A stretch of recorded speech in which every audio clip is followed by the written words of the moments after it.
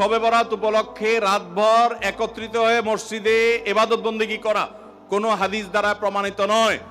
এবং দিনের বেলা যে রোজা, এই রোজা শবে বরাত উপলক্ষে না, এটা হলো শাবান উপলক্ষে রোজা। এই রোজা হলো আইয়ামে বীজ উপলক্ষে রোজা। নবী করিম সাল্লাল্লাহু আলাইহি ওয়াসাল্লাম শাবান মাসে এমনি বেশি বেশি নফল রোজা রাখতেন, সেই হিসাবে আপনিও রাখবেন। আবার আইয়ামে বীজ 13, 14, 15 রোজা রাখতেন, সেই হিসাবে রাখবেন। আপনি আল্লাহর ক্ষমা, এই রাতে আল্লাহ তাআলা বান্দাকে সাধারণ ক্ষমা ঘোষণা করেন, হিংসুক ছাড়া, মুশরিক ছাড়া। এই রাতের এই ফজিলত পাওয়ার জন্য আপনি চেষ্টা করলে সেটা ভালো, আল্লাহর কাছে ক্ষমা লাভের চেষ্টা করবেন, কিন্তু বেদাতি কোনো পন্থায় না। অনেকে বলে যে এত রাকাত নামাজ, অমুকটা এত সূরা এত রাকাতে পড়তে হবে, এগুলা মন গড়া কথাবার্তা, এগুলার কোনো ভিত্তি কোরআন হাদিসে নাই। আবার অনেকে মনে করে হালুয়া রুটি খাইতে হবে, আতশবাজি করতে হবে, আলোকসজ্জা করতে হবে, শবে বরাতকে কেন্দ্র করে যা হয় তার বেশিরভাগই বেদাত এবং ভুয়া, মন গড়া ভিত্তিহীন, এগুলার কোনো অস্তিত্ব কোরআন হাদিসে পাওয়া যায়। আল্লাহ আমাদের সবাইকে সুন্নাহ মেনে চলার তৌফিক দান করুন। আমরা সুন্নাহ মেনে চলবো।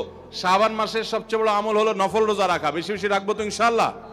পা দিয়ে নামাজের বিছানা ঠিক করা যাবে কিনা, অনেকে মনে করেন জায়নামাজ এটা পাও দিয়ে সোজা করা যাবে না।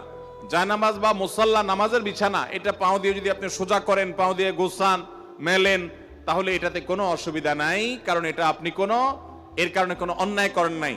জায়নামাজ বা নামাজের মুসাল্লা এটা একটা কাপড় বা একটা কার্পেটের টুকরা বা এই জাতীয় কিছু, অতএব এটাকে হাত দিয়েই সোজা করতে হবে, পাও দিয়ে সোজা করা যাবে না, এমন কোনো কথা কোরআন হাদিসে কোথাও নেই। অতএব যে কোনো ভাবে সোজা করলেই নামাজ হয়ে যাবে।